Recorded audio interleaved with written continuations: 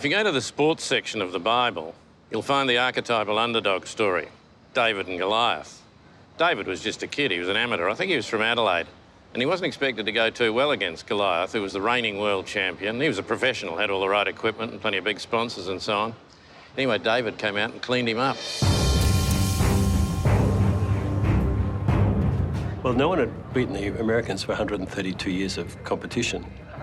So any foreigners were underdogs. The Americans were very good at what they were doing, you know, very well organised, tremendous resources, funding and so on, technology behind them. And they weren't in the business of losing. It was the best of 7. We were 3-1 down.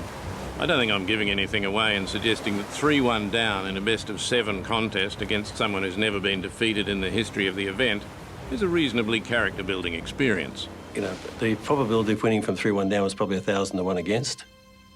But we came back 3-2, 3-3, and eventually that final race. The Americans were ahead by 57 seconds. And you remember they came in and we just went round that final buoy. Our nose in front, and they had that marvellous tacking duel all the way down. John Bertrand and his crew had their prize in sight, and with every tack they moved a little further ahead. It was one of the great moments in sporting history. It's going to be Australia too. They are going to win it. Stand up, Australia!